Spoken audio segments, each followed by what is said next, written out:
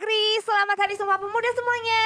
Pas banget nih di hari Sumpah Pemuda kita bakalan ngebahas pemuda-pemuda U23 kita, Timnas U23 pastinya bareng Mas Gita, Kang Eko sama CEO kita. Waduh, ada ternyata ya. Ada dong. Pantesan agak sempit sekarang ya, bisa bertiga nih, berempat. Tapi enakan lebih rapet-rapet sekarang. Nah ini mantap banget ya kemarin Timnas U23 walaupun harus kalah dari Timnas U23 Australia, tapi kalahnya tipis di Mas Gita. Ya, 2-3 kalau kita lihat shot on targetnya kan 2, tapi dua-duanya berbuah gol. Ya dibandingkan dengan Australia yang dapat 14 shot ya, 8 diantaranya on target tapi hanya 3. Tidak lepas dari penampilan gemilang penjaga gawang kita ya Hernando Ari yang melakukan 5 penyelamatan termasuk 1 penalti ya dari Patrick Wood di menit ke-5 ya.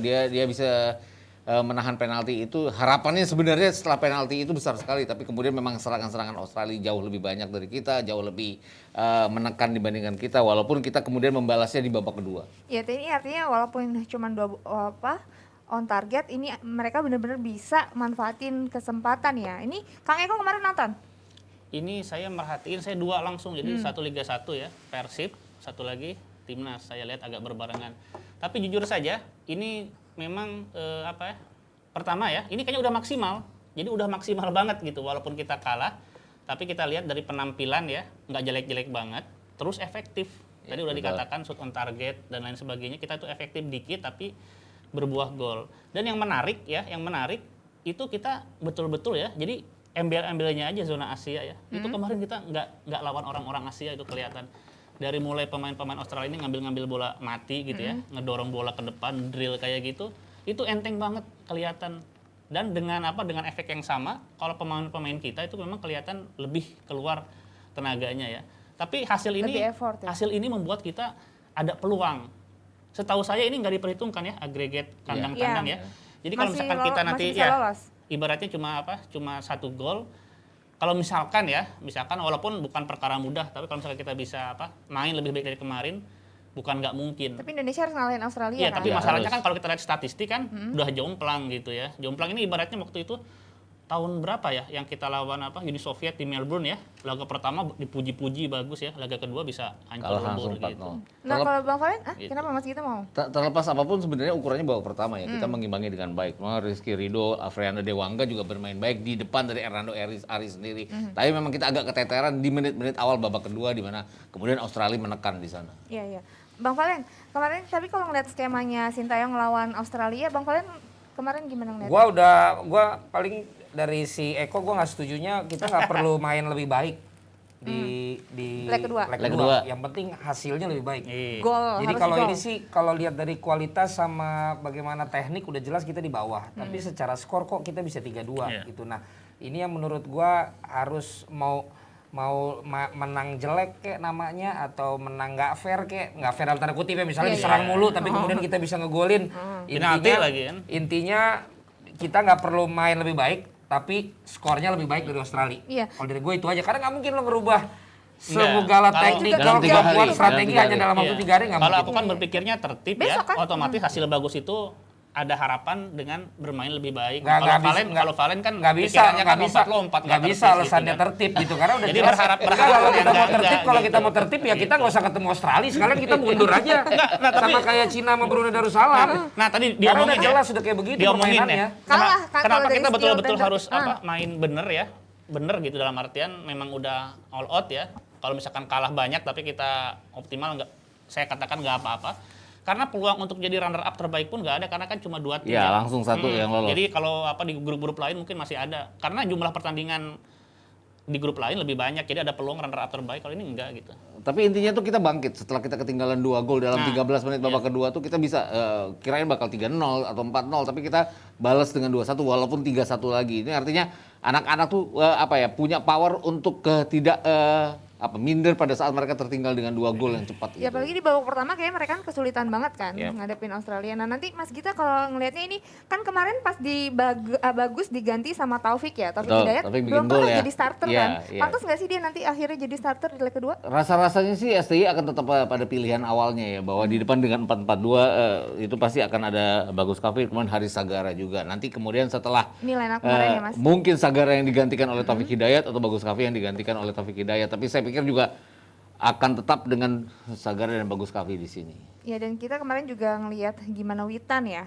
Witan kan juga nyumbang 1 gol kan di laga kemarin.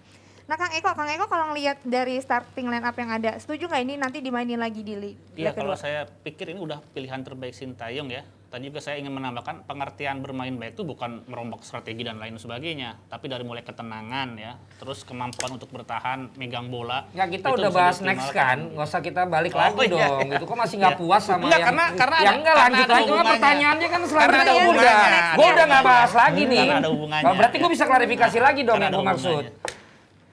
Ya udah. Kembali ke jawaban Intan yang tadi ditanya ke lu dong. Iya, setuju nggak kalau Iya, misalnya aku dia udah lagi bilang itu line up apa? itu. Itu pilihan terbaik yang bisa dimainkan oleh Sintayong untuk starting line up. Ya kalau ngeliat pilihannya kan ini kan sebenarnya timnas senior juga ya. Iya. Itu semuanya ada Mandoen, Main kemudian juga ada di senior, Witan, kan? juga ada Rumakek, terus ada Asnawi juga. Arhan kan bek kiri timnas waktu kita kemarin lawan Cina Taipei ya. Hernando Ari bahkan dia penjaga gawang cadangan. Jadi ya ini pilihan terbaik yang dimiliki oleh Sintayong. Bang Valen, kalau kemarin kan Hernando itu main karena, aduh siapa Mas Gita yang sebelumnya harusnya main karena ada akumulasi kartu merah ya? Iya, ya ada konfirmasi kartu merah. Next udah bisa main lagi belum sih dia? Yang di mana? Yang di timnas. Kan Hernando sebelumnya kan siapa Mas namanya? Aku lupa. Penjaga gawang utama kita ya. penjaga gawang utama kita. rasa-rasanya akan Hernando Tetap Ari Hernando juga. lagi. Karena penampilan Bang bagus Valen dia kalau kemarin kemarin. lihat Hernando, setuju nggak Hernando dipasangin lagi nanti? Hernando nih, gue mengawal dia dari U16 juara kan. Iya, Pas betul. dia adu penalti dia juga akhirnya bisa melakukan save. Artinya Mentalnya ya. dia punya potensi, dia punya pengalaman. Karena membela klub dengan membela tim nasional kan berbeda. Hanya perbedaannya kan ini tanpa supporter. Nah, melihat dari apa yang udah dia tampilkan, kemudian dia dapat tempat juga di Persebaya. Iya. Jadi gue pikir, gue sih setuju kalau Hernando pilihannya. Beberapa kiper kita tuh sekarang yang muda-muda emang udah dapat kesempatan juga sebenarnya di Liga 1 gitu. Tapi ketika memang kemarin don't change the, ini bukan winning team ya. Iya. Don't change the best previous team. team that already play good lah. Gitu loh yang bisa kita berikan kesempatan kepada, karena ini bukan momennya coba-coba. Apalagi udah nanggung 3-2. Kalau misalnya kita kalah gede, perlulah dicoba Apapun, pemain lain. ya, iya. Kalau udah mepet gini kan penasaran aja gitu. Ya tapi kemarin keren juga ya 28 banding 70 Dua. Iya, itu sekian, tapi makanya. dia bisa ngejar 2 gol. Nah, tapi kalau kekurangan dari Indonesia Mas Gita, apa nih di leg kedua yang harus diperbaikin? Konsentrasi di awal-awal ya. Kalau kita lihat kan babak pertamanya oke itu. Terus babak kedua tuh kan kita kemasukan golnya menit 51 58, 13 menit awal. Itu yang konsentrasi kita hilang jadinya dan gol pertama itu kan dari set piece ya, tendangan bebas kemudian dimanfaatkan dengan baik oleh Mark Tokis itu jadi gol. Tapi itu dua center back kita harus konsentrasi terhadap bola-bola atas pada saat set piece. Kalau dari Kang Eko mau? Ya kalau kekurangan ya saya pikir jelas jomplang ya, banyak ya dari kekuatan fisik, terus juga keberanian buat ngambil-ngambil bola ya.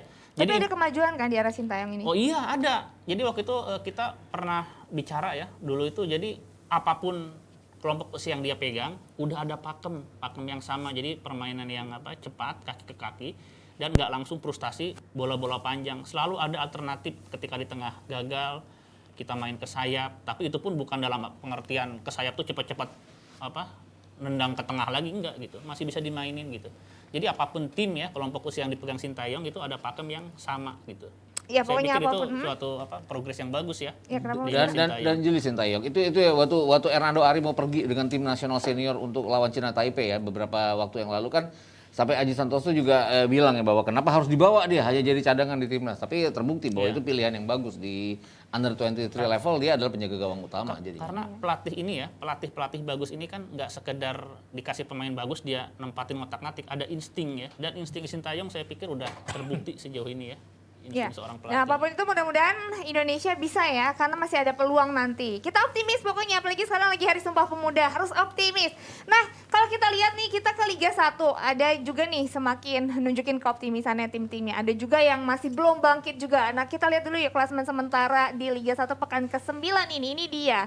Nah, di posisi puncak masih didudukin sama Bayangkara. Kemarin kan mereka menang 2-1 lawan Borneo FC ya. Pertandingan relatif berimbang meskipun sempat ketinggalan dulu, tapi Bayangkara tampil bagus banget di babak keduanya. Akhirnya harus bisa ngegeser Persib Bandung, Mas Gita. Iya, ini sebenarnya menggeser Persib Bandung karena dari jumlah kemenangan mereka, jumlah poin mereka di series pertama ya. 6 pertandingan kan ya. mereka udah catat 5 kemenangan saat itu, 5 kali menang, 1 kali draw. Ini kalau bicara series kedua sebenarnya ada penurunan dari Bayangkara. Mereka sempat 1 kali kalah dari Persib Bandung, tapi mereka bangkit di sini ya, bahwa dari ketinggalan mereka kemasukan 2 gol lawan Persib nggak bisa masukin, mereka kemasukan awal dari Borneo FC mereka bisa bangkit. Jadi Di babak keduanya di babak ya. kedua. Jadi ada kebangkitan Bayangkara dengan rotasi pilihan pemain yang sebenarnya bisa bikin iri tim-tim lain ya, karena banyak sekali yang bisa dilakukan oleh sang pelatih untuk Bayangkara. Ya, jadi kalau kita lihat juga Borneo sebenarnya lebih nguasain pertandingan, Kang Eko. Iya, saya tapi terlepas dari dari pertandingan yang membuat Bayangkara kembali naik gitu ya. Tapi dari tren di seri kedua ini, memang tren positif yang paling drastis saya lihat ya, signifikan itu ya diambil sama Persib. Mereka tuh menang terus loh. Menang terus. Terus tapi kita bahas Bayangkara dulu, Kang Eko. Enggak, karena buat saya itu hasil Bayangkara itu walaupun mereka menang itu nggak bagus karena Persib langsung langsung kedua lagi gitu. Gimana Bayangkara nggak bagus? Enggak, walaupun bagus ya kemenangan mereka, cuma secara buat Persibnya kan, Persib hanya bisa menikmati pucuk itu nggak lama, nggak sampai 2 hari. Langsung turun lagi setelah Bayangkara agak terlalu itu. Bang Valen kemarin siaran Bayangkara nggak sih? Bayangkara lawan Borneo. Bukan. Bukan, itu bukan ya? Rendra. Bang Renzo. Iya, Tapi itu pertandingan yang juga mentalnya Bayangkara terjaga. Kenapa? Karena itu kan pertandingan sempat terhenti menuju babak kedua karena banjir di Muhammad Subroto banjir itu kan. Jadi tapi mereka justru bangun dari situ. Artinya ada momen yang hilang dari Borneo FC ya pada saat mereka unggul cepat. Terus ada banjir yang membuat pertandingan babak kedua itu telat 15 menit ya kalau nggak salah, dan itu bangkitnya Bayangkara di situ. Kemarin tuh kita sempat bahas ya, kalau nggak salah Bang Valen apa bukan sih Bang yang ngomong yang Bayangkara itu emang Ezekiel itu dia selalu bisa jadi momok gitu buat lawan-lawan dari Bayangkara FC. Bener, setuju nggak Bang? Sampai ketika akhirnya dia bisa di stop sama Persib. Iya, betul.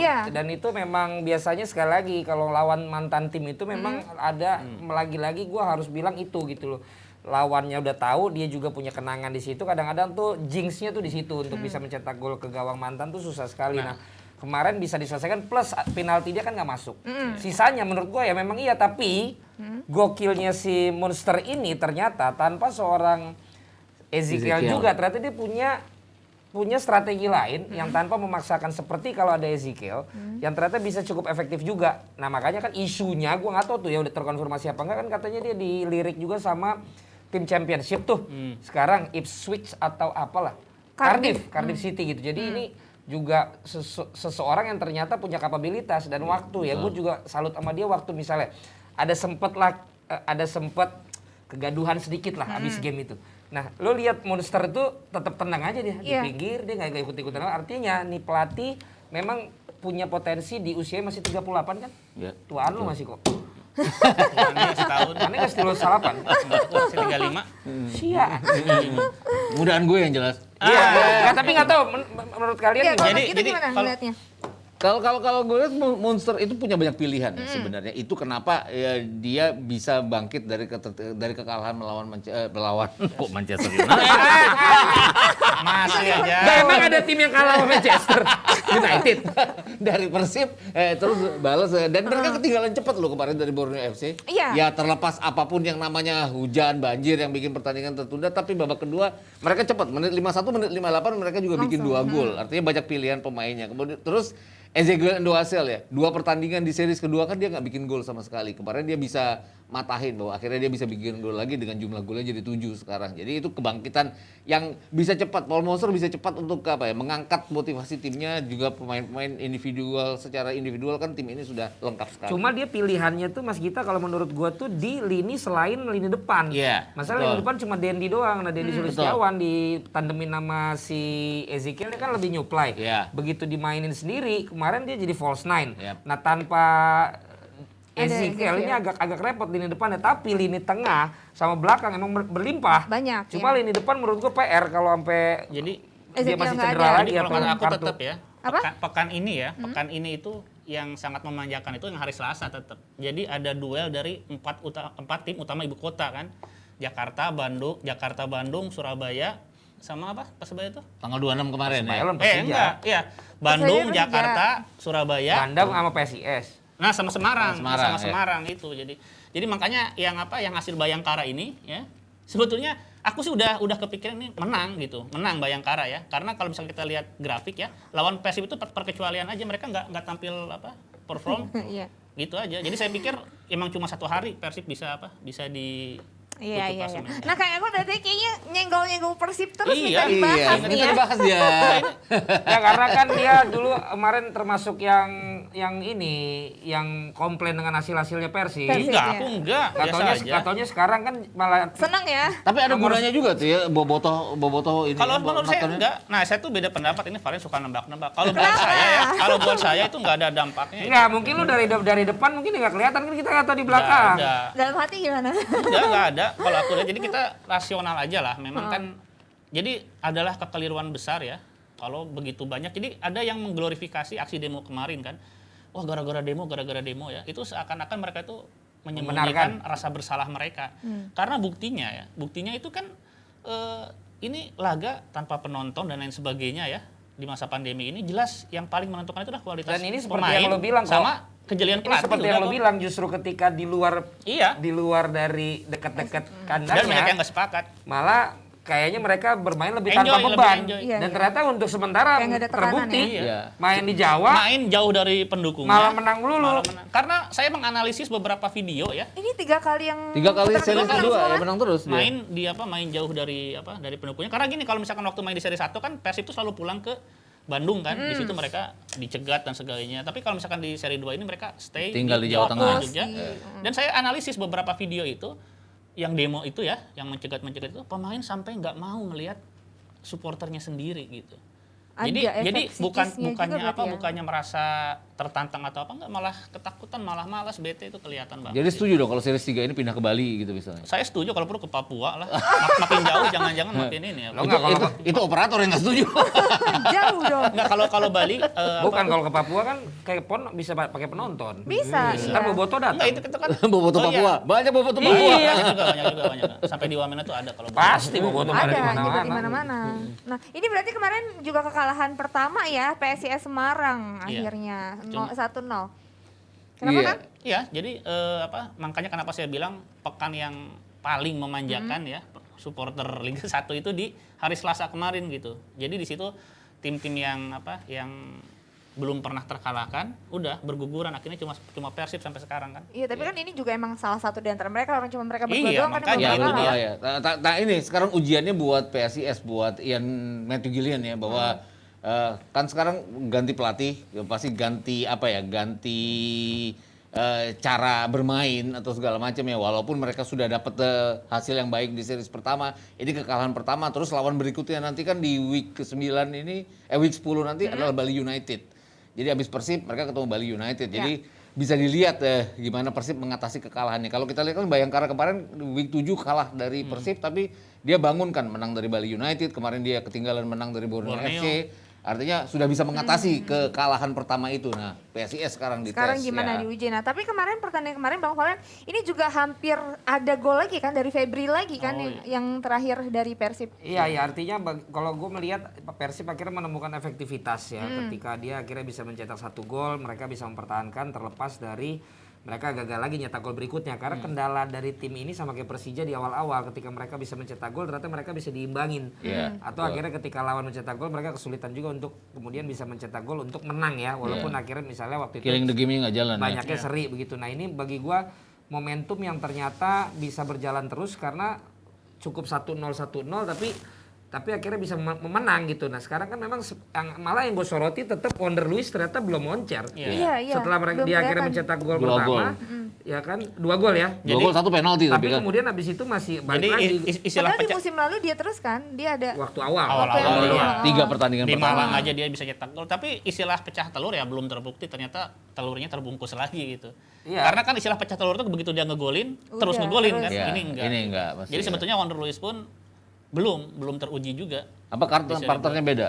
Bisa jadi ya kalau misalkan gaya bermain Wonder Luis ya. Jadi Wonder Luis sama Ezra itu tipikal pemain yang dipengaruhi oleh rekan-rekan bermainnya. Beda sama Mark Klok. Mark Klok tuh kalau misalkan pemainnya teman-temannya di bawah perform, dia bisa tetap main bagus ya, minimal aksi individu, syuting-syuting Nggak ke bawah gitu. ya. Nggak kayak Wonder Luis sama Ezra. Dua pemain ini kalau teman-temannya nggak sesuai ekspektasi bisa berpengaruh banget gitu. Setuju Bang? Gue sih juga harus dapat catatan tuh Dado ya, karena Deddy Kusnandar nih gue lihat pemain yang ready to play aja, jadi dia mau ditaruh di bench dulu atau akhirnya dia tampil. Jadi menurut gue kalau misalnya Coach Robert objektif, dia harus benar-benar objektif ketika memang pilihannya tetap ada 2 wing, ada 1 pemain di belakang striker sehingga pilihannya antara Rashid sama Mark Locke. Dia harus fair gitu loh. Kalau emang yang 2 ini lagi underperform, Dedi atau Dado harus dikasih kesempatan karena ketika Rashid lagi agak drop waktu itu Dado main bagus, waktu Mark Locke lagi kena akumulasi dia main sebagai pemain tahu bagus gitu. Jadi jangan cuma mengandalkan apalan gitu loh, tapi ketika performa di tengah itu nggak jalan, dia nggak diajak karena menurut gua Dado bagus banget. Malah catatannya itu kan siapa sebenarnya yang perlu di belakang Wander Luiz? Apakah Ezra atau Castillion? Emang Castillion nggak bisa cetak gol, tapi Ezra nyetak gol tapi kadang-kadang nemu kan. Tapi kadang-kadang itulah yang diperlukan dalam sepak bola. Justru Febri udah cetak 2 golan ya. Malah yang dari kiri yang belum pernah kan. Apakah Freds itu Butuan. Vizcarra, apakah Freds Butuan, apakah si Erwin yang di sebelah kiri ini menurut gua juga jadi catatan. Terlepas dari cuma 1 gol yang tercipta di laga PSIS sama Persib ini ya, ini salah satu pertandingan yang paling ketat, paling seru di Liga 1 ya. Karena kalau kita pingin ngelihat keseluruhan juga ya. Kalau kita pingin ngelihat sepak bola tidak mengenal seandainya itu kan udah berapa gol? Aku catat udah 4 gol sebetulnya ya. 4 gol tuh. Dari Rashid yang syuting tuh dia udah bebas malah melenceng, terus yang menit-menit terakhir disundul masih bisa kebuang. Itu kan udah kalau misalkan kita nggak mengenal seandainya udah ada 4 gol sebetulnya di pertandingan itu kemarin. Ya ini PSIS juga harus hati-hati nih karena ini ada Arema yang juga udah mulai mepet. Untung aja kemarin ditahan imbang ya sama Persita ya. Kalau enggak ini Arema bisa Menit lebih 93 ya. 93 dan kan sebenarnya gambarannya Arema itu kalau kita lihat di series pertama kan dia 3 kali draw 1 kali kalah 4 pertandingan pertama. Banyak kritik ke Arema bilang tim mediocre, Carlos Fortes nggak bisa apa-apa. Tapi 5 pertandingan ke depannya kan 5 pertandingan ke depan kan mereka bikin 4 kemenangan, 1 kali imbang kemarin dan 4 kemenangan itu clean sheet ya. Jadi artinya semua terlepas dari Adilson Maringa itu luar biasa, salah satu pembelian yang luar biasa, tapi barisan belakang mereka udah jalan dan sempat nggak jalan juga di dua-dua ini, tapi ya ini jelas kebangkitan Arema. Setelah Persib kan di series kedua ini Arema yang paling bagus ya, 7 poin mereka dapat. Iya, ini Arema berarti ada di posisi keempat ya kemarin ya. Naik keempat dari posisi ke-8 di akhir series pertama. Ya, kita lihat di bawahnya itu ada Bali United yang kemarin juga menang 2-0. Nah kalau sorry sebentar, kalau yang bisa dibilang tadi akhirnya pecah telur terus akhirnya golin sama assist terus tuh Fortes. Iya. Iya, betul. Sebelumnya kan dia dikritik di tapi seri akhirnya 2 ketika dia edan diminta untuk jadi pembagi, karena dia ternyata kan lebih cocok jadi pembagi. Iya. Malah asisnya jalan, Siap. golnya juga jalan. Akhirnya si pelatih ini tahu Main bagaimana posisinya memaksimalkan seorang Fortis ini. Nah sekarang malah dia yang paling diantisipasi kan, dia bisa ngasis, dia bisa golin. Waktu itu gol yang melengkung itu Yang dia lawan bisa. Persiraja ya. Iya kemarin dia gol bisa, ngasih umpan Dedik tuh dia banyak banget sebenarnya loh. Kalau Dedik tuh lagi wangi, banyak gol, bukan di Harusnya pertandingan gol. kemarin doang, Iya. maksudnya di pertandingan sebelumnya. Tapi Jadi sorry ya, kalau aku lihat Fortes belum ketemu tim-tim papan atas yang sepadan ya. Jadi aksinya Persija memang udah? memukau. Persija. Persija udah. Persija udah main ya. Level papan atas yang aku maksud di kepala aku berarti bukan Persija sebetulnya. Terus siapa? Fortes ini bakal siapa? Maksudnya kesulitan. siapa? Ya, maksud lo sekarang nih Persija nggak ada di dalam bayangan lo sebagai tim papan atas. Klasemen dong. Kan Nah, kita pertanyaan iya, tapi pertanyaan Persija. Kan ada pengertian tim Iya, besar jadi di sama tim bayangan papan lo, atas. nah, di bayangan lo papan atas tuh apa? Siapa? Di bayangan lo papan lihat atas aja siapa? 3 besar, 4 Bukan, besar nggak siapa. perlu dilihat dari sekarang, tapi di kepala lo emang siapa? Bayangkara. Ya Bayangkara, Persib, PSIS gitu Oh, kan. berdasarkan klasemen Iya. doang. Apakah dalam bayangan lo emang bukan Persija as a team? Ya itu tim besar, Iya, tim kan? punya sejarah. Cuma kan aku pikir kan ini Liga 1, tim papan atas ya, belum ketemu yang di atas. Jadi maksudnya makanya belum cukup Jadi kuat lah kalau Fortes ketemu bagus, Persija doang ya, belum cukup kuat. Fortes bagus dan lain sebagainya, cuman belum Iya, makanya ketemu Yan Mota, Tavio Dutra, Marco Mota belum terbukti lah ya. Karena Kalau kemarin ketemu Dutra, Persija. Dutra aja kan nggak perfect ya. Kemarin dia bikin blunder Iya. lawan Persebaya dan lain Ya, sebagainya. berarti Dan Persija- harusnya itu satu-satu juga Iya. ya. Persija bukan listing papan atas nih menurut Kang Eko. Sementara belum ya. Kalau kita lihat klasemen sementara Liga 1, Sementara Persija ya Kang. papan tengah. Iya. Bayangkara. Tapi Bayangkara streaming terus loh, jadi nggak apa-apa atas juga. Bayangkara. Oke, nah tadi di bawahnya ada Bali United ya. Kemarin menang 2-0 lawan Sleman. Nah, kemenangan perdana lagi ya buat Bali ya. Ya di series kedua ya. Di series Habis kedua kalah ya. dua kali. Setelah 2 kali kalah. 2 kali kalah terus akhirnya menang kan Ya, sekarang. sebenarnya yang lawan konsisten sih bukan Balinya ya, Ilyas Pasujevic lebih konsisten ya. Artinya setelah Ezekiel hanya cetak 1 gol di series kedua, dia kan bikin 2 gol di series kedua. Jadi dengan tambahan 5 gol di series pertama. Jadi karena ada Ilyas Pasujevic, terus Marvin Place juga kemarin kan mainnya lumayan gitu. Ada Eber Beza ya, yang juga bagus dengan 1 gol dan 1 assist. Bang Valen kemarin siaran ini ya? Sleman juga Iya, konsisten. pembedanya. Cuma Ya, konsisten kalah. Iya. Ya ini lawannya juga karena Sleman ya, PSS harus di ini. pembedanya berbeda waktu dia masuk akhirnya Iya. dia kayak nyetel banget sama si Place. Place sebenarnya kan di pertandingan sebelumnya kayak agak ngambek tuh waktu dia dimainin di pertandingan babak kedua tuh, udah nggak terlalu semangat. kelihatan banget gitu berapa tiga peluang. Waktu kalah lawan Bayangkara ya. Naluri striker tuh kan dia bisa embat, ini enggak. Tapi kemarin dimainin dari pertama udah kelihatan tuh beda, lebih passionate gitu. Tapi akhirnya nggak dapat teman karena di babak pertama umpan-umpannya mentah semua. Eber bisa masuk. Arthur pas meleng. Sebelumnya Arthur babak pertama bagus tuh. Dia lagi meleng mungkin atau ketinggalan, dia dapat first touch, langsung syuting masuk. Yang kedua ya udah gocekan si itu ke Kim, dia syuting lagi, gol lagi. Jadi memang pembedanya Eber Besa menurut gua kalau di pertandingan kemarin. Nah, konsistensi Sleman dibarengi dengan Marco dipecat akhirnya. Iya. Gara-gara kemarin kalah akhirnya Marco Tapi itu bukan karena kemarin kalah aja. Kalau akumulasi. CEO kan udah pasti ada rules ya yang bikin Iya. dia pecat ya. Pasti udah lama itu. Dan bukan cuma dia aja ya, ada komisaris utama, ada direktur. Nggak akan serta-merta ya, karena nggak harus ada RUPS dulu. Iya, Ya makanya kan diumumkannya dalam RUPS Iya. dan itu sepertinya kayak Ole menghadapi Spurs ini kan kemungkinan habis itu RUPS. Apakah selesai atau enggak gitu kan. Nah, begitupun juga Marco, makanya nanti mudah-mudahan kita bisa menginterview eksklusif Pak Marco di Jebret Talks mengenai keputusan yang dilakukan ini oleh direksi dari PT Palladium SS itu. Ya ini berarti artinya juga permintaan supporter satu dikabulin Terpenuhi, ya, ya. terpenuhi ya. Iya. Kang Eko. Ya, tapi Iya, gua terpenuhi. takutnya gini, jangan jadi supporter juga maksudnya gini loh. Kadang Melampaui batas kalau aku pikir. jangan sampai kecelek nanti tiba-tiba kalau ternyata Iya. jadi bagus, lu pun harus mengakui dong. Gitu loh. Oh, itu kerja Ada prosesnya. betul. Ada Marco proses misalkan. dari Marco sebelumnya ya. Iya, artinya kayak sekarang Persib lah. Akhirnya jadi bagus. Gue pengen dengar juga dari Boboto, apakah akhirnya mengapresiasi nggak? Sekarang Belum apa yang ada dilakukan dengar ya. oleh apa yang dilakukan oleh yang dulu mereka bilang out. Iya, Siapa iya, yang iya. dibilang mereka out? Ada nggak sekarang seperti mereka datang Ya untuk pasti oke, ada, apa cuma segala macam? nggak menonjol, kan aku merhatiin ya. Ada Kang. Timeline itu ada yang mengapresiasi bahwa wah harusnya kemarin itu ngasih kesempatan ya gini. Cuma nggak banyak. Kebanyakan itu kan watak supporter kita itu kan egois, mau menang sendiri ya. Jadi ketika Persib menang, maka yang tukang demonya akan mengatakan itu gara-gara di demo kemarin. Terus orang yang anti demo akan mengatakan tuh kan bagus kenapa kemarin di demo gitu. Jadi nggak akan ketemu kalau ngomongin supporter. Dan memang nggak perlu dicari juga titik temunya sih. Karena nggak akan ketemu kalau supporter. Cuma yang menarik nih ya, tadi kan bicara masalah pertandingannya, itu sebetulnya hasil-hasil yang nggak mengejutkan, yang biasa gitu ya. Kayak misalkan kemenangan Bali United itu kan biasa gitu ya. Kayak Arema kalau misalkan kemarin menang ya, kalau nggak bisa menyamakan kedudukan Persita menit akhir itu juga biasa. Yang menarik ini adalah Persebaya. Persebaya itu di awal-awal seri 1 kemarin, Iya. saya udah melihat ini unik ini ya, pemain-pemain muda, nggak terlalu dikenal tapi sorot mata, semangat ya. Itu kelihatan banget ini bakalan bagus nih. Kang Eko udah baca rundown ya? Tapi kan mereka Aku Udah baca rundown ya? Oh enggak. Enggak selalu pas gitu loh. Dari sini Iya kemana kan, gitu. Intan. Aku kalau sama host yang lain nggak pernah pas, nggak pernah terus matching. Kang? Gara-gara Ah, bisa sama- aja. Nggak, sama Intan aja, aku nggak baca rundown apa-apa loh. Nah jadi setelah makin kesini, ini Persebaya makin kelihatan bagusnya gitu. Nggak seperti waktu seri pertama di Jabar Banten. Itu Persebaya itu main bagus, anak-anaknya semangat, tapi hasilnya kan minor. Bahkan berturut-turut gitu kan, susah banget mereka menang gitu. Nah tapi ini kemarin Mas Gita kalau ngeliat ada kesalahan nggak sih dari backnya Persija sampai bisa akhirnya Marukawa solois gitu kan? Gol di atasnya Gol 1-0. Marukawa. Iya, emang ada. Tapi terlepas apapun kan intinya adalah Persija kosong, nggak bisa masukin gitu. Ya itu tadi gambarannya bahwa mereka punya Marco Simic, baru cetak 5 gol dalam 9 pertandingan. Belum seperti Marco Simic di musim-musim sebelumnya. Itu kekurangan dari Persija sendiri. Iya dan Lalu mereka kan juga kan hilang Taufik Hidayat ya ke timnas. timnas, ya. Tapi kan kalau kita bilang Persebaya juga banyak kehilangan pemain juga ya. Walaupun sekarang udah balik, tapi kan ada yang masih belum gabung dengan Persebaya. Jadi itu nggak bisa jadi alasan juga sebenarnya. Iya. Yang menarik. Bang Falin tapi kalau lihat kemarin kan aku lihat statistik juga ya. Dia shot tuh lihat tuh. Kita lihat shot on targetnya dari Persija tuh sebenarnya 6. Tapi dia nggak ada gol sama sekali.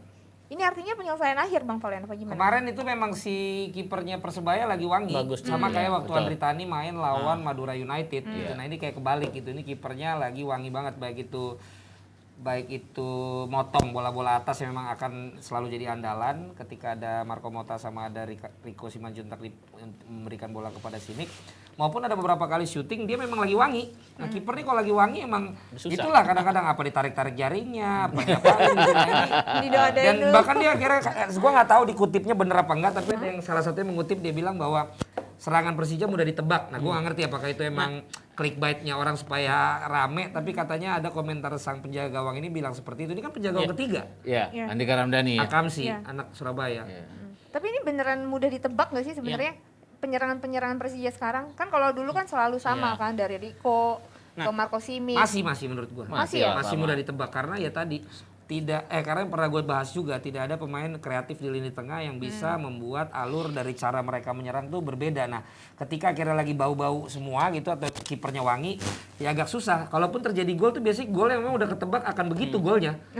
Nah, kemarin akhirnya mereka pas nggak tembus, apalagi Toncip juga kemarin nggak ada. Jadi adanya Dwiki, Roycan dan tapi hebatnya si Alessio ini kan dia bisa manfaatin, ya udah cuman ada pemain-pemain yang itu itu kayak aja. pemain junior, habis itu yang main Pamungkas lah, si Rio siapa itu benar-benar stok dia udah habis.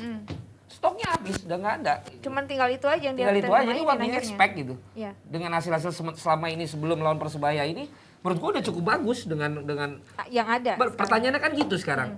Kemana nih, nggak ada duitnya? Itu dia. Atau memang mau membina pemain muda? Kombinasi lah kalau gue bilang. Nah itu, Ya. secara pemberitaan kan dia mau kasih kepercayaan Transfer juga. window nanti kan dibuka. Tapi yang menarik ya, mungkin saya nggak tahu nih, pada merhatiin nggak nih bapak-bapak ya? Itu kalau nggak dari Simanjuntak dia ke kiri ya, si Jepang ini nggak akan ketahan, dia itu bisa bikin sampai 3 peluang emas. Iya, Ya, jadi kecepatan Rico itu bisa mengimbangi siapa namanya sih yang kita? Marukawa. Gitu.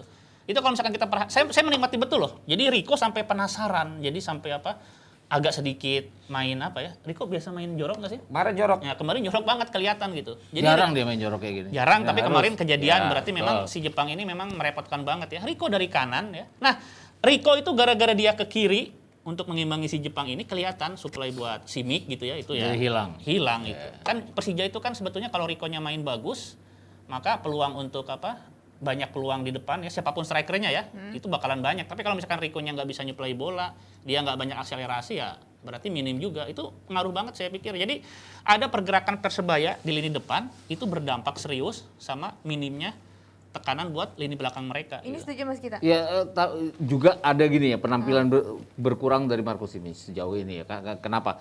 Akurasi tendangannya itu nggak sampai on target jadinya, dibandingkan jumlah on targetnya berkurang dibandingkan dengan 9 pertandingan pertama di Liga tahun 2019, nggak ngacu ke 2020 ya. 2020 kan diberhentiin, tapi 2019 itu 9 sampai 10 pertandingan pertama itu walaupun dia cetak golnya juga 5, tapi jumlah shot on targetnya jauh lebih banyak dari sekarang. Ini yang nggak dapat dari Persija sekarang. Penyebabnya itu apa? Dan targetnya pelan kan, tapi waktu mereka habis jadi juara Piala Presiden terus mereka jadi juara Liga ya. Kan Marco Simic juga pelan cetak golnya, tapi terus begitu dia nemu cetak gol, putaran kedua dia Langsung cetak gol belajar terus-menerus gitu loh. Oke, ini artinya Persija juga lanjutin rekor buruk ya? Ya, lawan kelihatannya Persebaya? buruk. Tadi kalau Om Eko tadi kan bilangnya Persebaya, mereka bukan papan atas karena mereka ada di urutan 9 ya Iya, sekarang. papan Tapi tengah kan sebetulnya. tapi kan tetap akan ada series 3, ada beberapa pertandingan lagi yang mungkin aja bikin mereka jadi naik nantinya.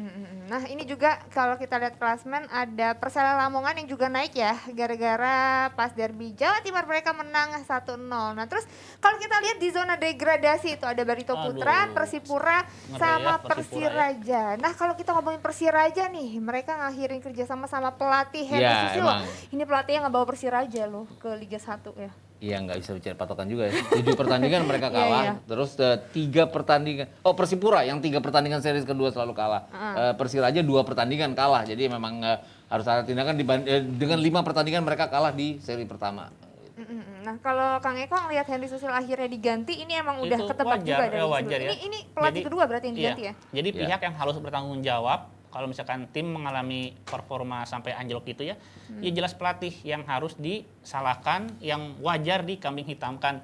Dan dalam sepak bola modern kayaknya kita nggak bicara masalah nostalgia jasa-jasa pelatih di masa lalu, enggak. Iya, betul. Selalu Jadi itu kan. memang sangat logis ya, itu udah ditebak, bahkan saya pikir terlambat. Ini sebetulnya dari pekan kemarin, 2 pekan kemarin harusnya udah bisa ambil tindakan gitu. Ya, Bang Valen, ini kan kalau kita lihat Henry Susilo ini udah berapa lama ya?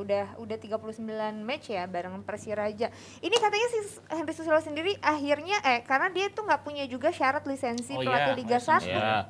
Belum Oh. AFC Pro. Emang iya, Bang? Ya artinya kalau bicara tentang komunikasi dari tim itu kan ada macam-macam. Cara memberhentikan itu ada macam-macam. Iya. Apakah mau langsung bilang karena prestasi ataukah bilang karena alasan ternyata Lisensi. kita mau cari yang berlisensi. Itu kan hanya bagian dari komunikasi publik aja. Tim PR-nya yang melakukan itu. Tapi ketika ya kalau dinilai memang sudah dikasih kesempatan, kita nggak usah, kita ingatlah seorang Claudio Ranieri lah. Ya. Dia udah bawa tim anta beranta juara ya. Terus kemudian dalam berapa match di season berikutnya nggak perform tetap diganti. Termasuk di Eropa ya. Leicester ya kan. Diganti. Padahal siapa? Harusnya lu kenang dia lah sampai kapanpun dia pensiun sendiri lah baru di fired gitu, dipecat gitu kan. Tapi ya ternyata ketika dalam struktur itu kan ada manajemen. Nah, manajemen ya yang memberhentikan bukan unsur lain gitu loh. Bukan supporter apalagi. Pokoknya manajemen yang memberhentikan ya ketika itu sudah diambil keputusan saya pikir itu sudah dibuat pertimbangan dan tadi kan kalau kita sampai ada pernyataan terima kasih ini artinya kan itu baik-baik. Ya tinggal baik-baiknya di gimana? Baik-baiknya ini memang udah diomongin sejak lama, baik-baiknya udah diomongin kompensasinya, baik-baiknya udah disiapin pekerjaan berikutnya. Nah, ini kan kita nggak tahu tapi yang jelas bagi Persiraja bagaimana next match-nya.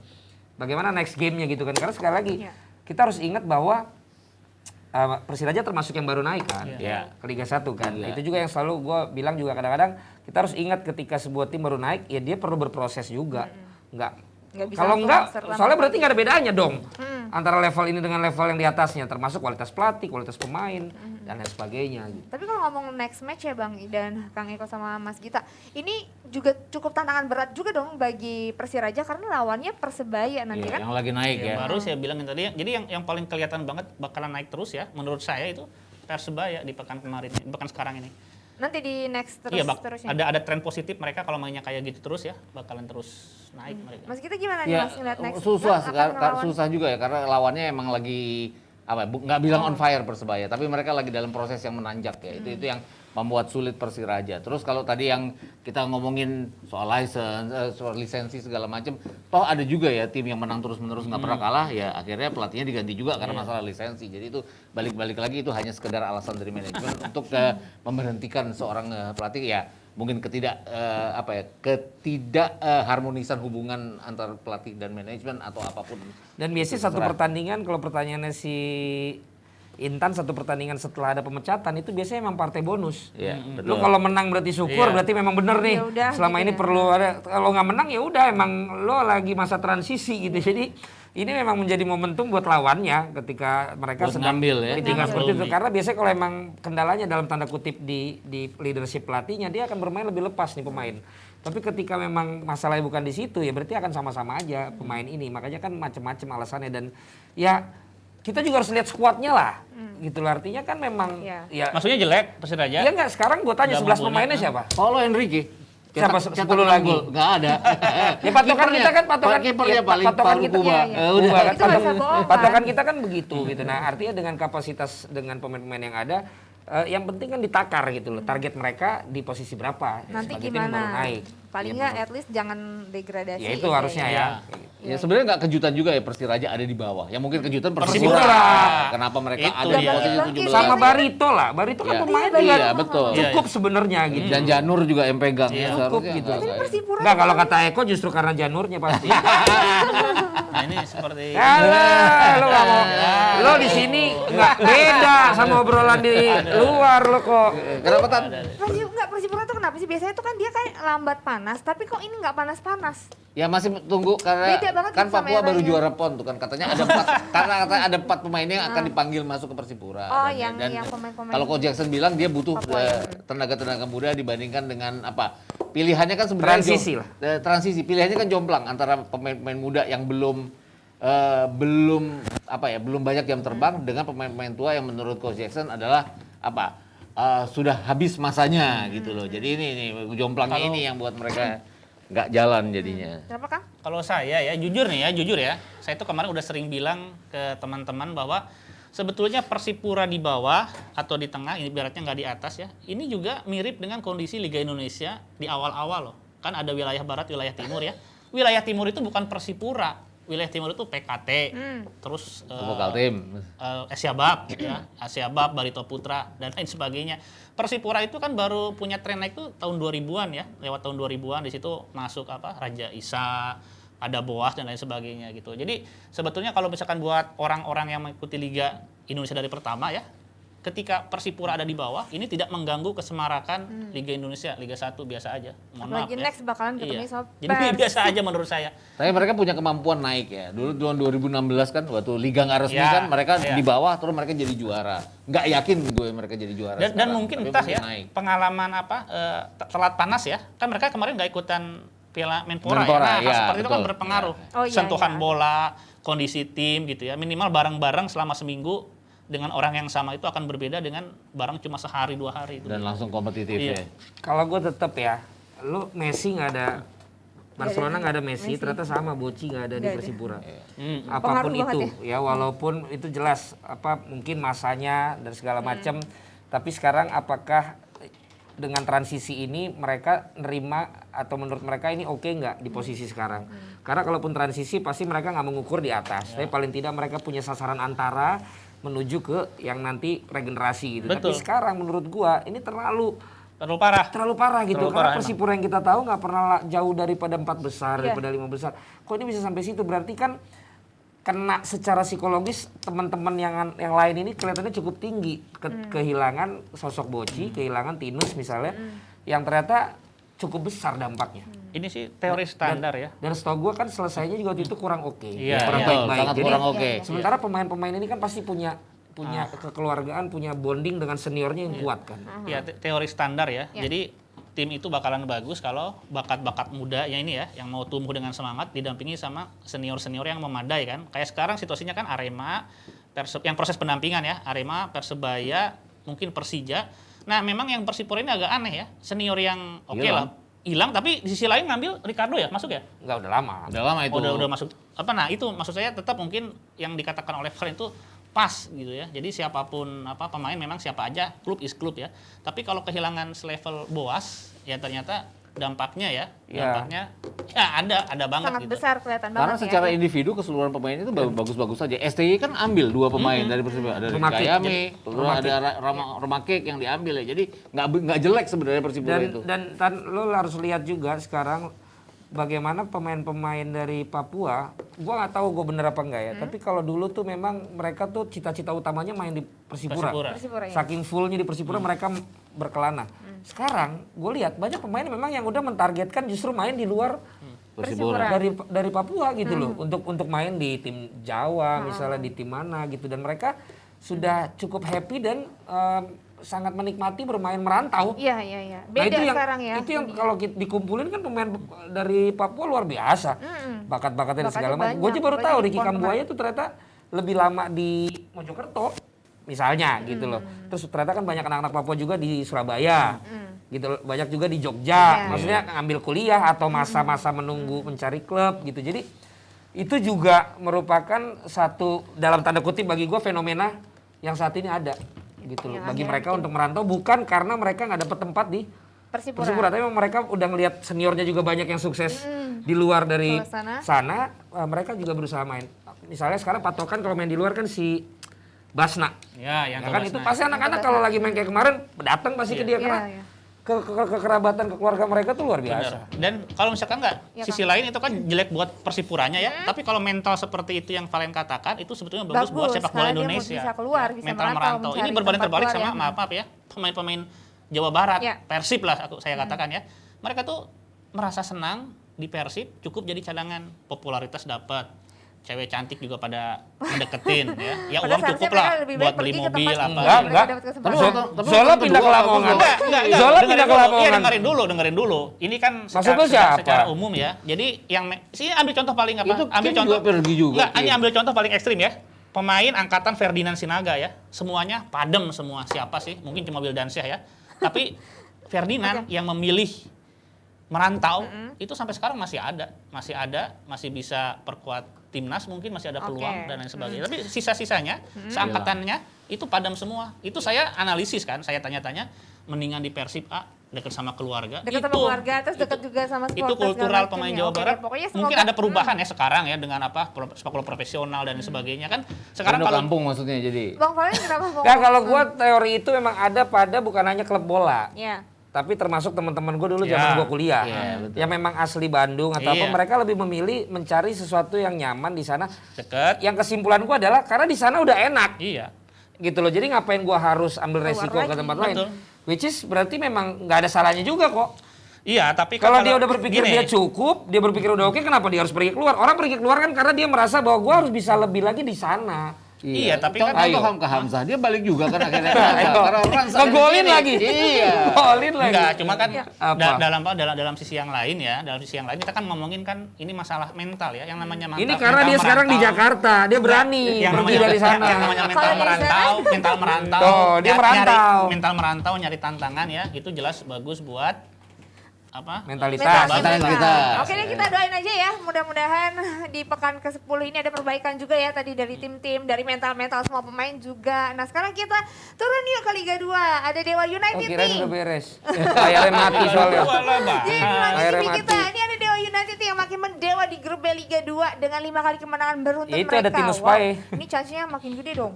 Ya, masih ada 5 pertandingan lagi putaran kedua, tapi sejauh ini kan mereka paling favorit. Iya, putaran kedua aja kan juga nggak jadi dimainin di Bandung kan, mainnya balik lagi ke Madia, jadi mereka lagi yang jadi tuan rumahnya. Pertandingan pertama yang pasti agak krusial karena lawannya Rans, tapi kan Rans dikalahin juga sama mereka nanti tanggal 2 November. Mereka ketemu Rans lagi ya, peluangnya ya tetap dari Dewa United kalau di grup B ini. Iya, dan kemarin mereka juga tetap bisa mempertahankan tren kemenangan ya, Kang ya. Ya kalau saya sih standar ya, sampai pekan sekarang saya nggak berubah tuh.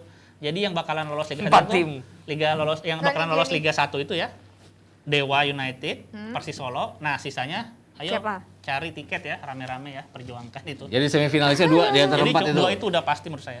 Iya. Ya Rans lah 1. Iya, ini kalau ngomongin Rans nih, ini Rans habis menang nih lawan Cimahi 2-1. Ya, akhirnya betul. naik ke peringkat kedua. Kansnya Rans seberapa nih Bang Valen sebagai MC Rans? Gua melihat jauh lebih bagus daripada yang lo MC-in ya. Siapa tuh? PSG dia yang MC-in kan. Tapi kemarin menang Bang. Iya pertama kali kan. Iya. Ya lo lihat lah COO-nya. COO udah minta dikasihanin pos-posnya kan. Si itu Bang siapa di Dia Garuda? curhat tentang pemainnya di Iya. sosmed. Dia ini di sosmed. Jadi gue lihat nih udah mulai nggak bisa membedakan antara dia jadi admin sama dia jadi berlaku sebagai COO gitu loh, sehingga ya terlalu kebaca, jadi ketahuan di dalam tuh lagi kenapa tuh ada dalam curahan hatinya gitu loh. Jadi ya menurut gue perlu dikurang-kurangin tuh yang kayak gitu kalau dia udah sebagai COO, supaya ada hal yang perlu diketahui secara publik, ada yang nggak perlu. Nah akhirnya kan kemenangan pertama dan lu lihat kan ekspresi dari Zulham, sudah artinya mereka emang ada dalam tekanan selama ini gitu, dan mereka kemenangan sama kayak tadi kasusnya si Wander Luiz. Kalau abis itu dibarengi lagi dengan kemenangan-kemenangan berikutnya, so welcome untuk PSG siap bersaing gitu. Tapi kalau ternyata next masih stop lagi ya mandek lagi, repot lagi. Jadi istilah pecah telur itu sebenarnya pecah telurnya, bukan cuma retak ya. Kalau Wander Luiz retak telur. Nah Rans ini gue juga ini artinya menang tipis-tipis tapi kok bisa menang. Dan ini harus di akhirnya misalnya orang melihat tim lain melihat tim artis gitu. Harus mulai berpikir serius juga gitu loh, bahwa wah ini harus dihadapi dengan serius juga nih, ternyata ngelawan juga gitu loh dan bisa menang. Dan mereka kan kalahnya di pertandingan pertama, lawannya Dewa United. Terus ganti kiper kan, iya ganti kiper juga masuk kan. Dan abis itu kan mereka nggak kalah lagi. Mereka memang cuma 1 poin bedanya dari Persekat ya. Tapi kan kalau mereka bisa tahan Dewa United nanti ya peluang mereka buat ikut ke lolos ke 8 besar gede. Ini ya, itu kan aku udah bilang Persis Solo, Dewa, nah sisanya bagi-bagi tiket, maksudnya bagi-bagi itu perebutkan ya. Kira-kira? Kalau misalkan lolos aja di antara PSG atau Rans itu sebetulnya memenuhi ekspektasi publik ya, dibalik caci maki, nyinyir segala macam. Kalau misalkan Rans atau PSG Pati salah satunya bisa lolos ke Liga 1 itu. Padahal kan juga yakin PSG Pati. Yakin kayak itu. Enggak, salah satunya aja. Siapa tahu ya, tapi memang berat kalau PSG Pati mah. Kalau aku pikir tapi ya. ini berarti lolos maksudnya lolos yang dari grup sini kan? Iya, bukan yang dari 8 besar atau gimana? Liga 1 atau? Bukan dong. 8 besar ini dulu kan masih dia. ngomongin yang dari zona sini, belum yang zona Sumatera. Iya, betul. Tapi kalau Mas Gita kalau lihat kalau melihat grupnya ini kalau masa nggak diomongin ya kita kan lupa sama PSMS. Makanya ada PSMS, kenapa nggak ngomongin PSMS, Sriwijaya? Gila loh. Kalau bicara grup tuh. Tadi aku sama Valen lihat-lihat. Iya makanya. Ada PSMS, ada Sriwijaya. Makanya lu gila lu. Ada PSPS SPS Riau, itu kan nama-nama Liga 1. Ada Sriwijaya. Perserikatan. Lagi ketemu nih hari ini Semen ketemu. Padang.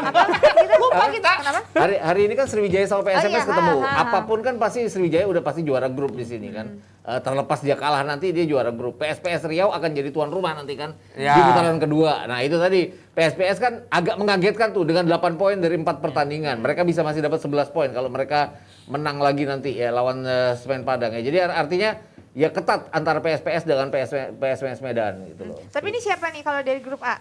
Gue sih tetap yakinnya Sriwijaya dan mungkin PSPS Siapa? ya. PSPS Riau. Iya, bisa jadi. Ini kalau aku sih ya, aku tuh selalu orang yang PSG grup apa sih? PSG grup C. C lagi ya? Iya, C. Ini banyak loh. Iya.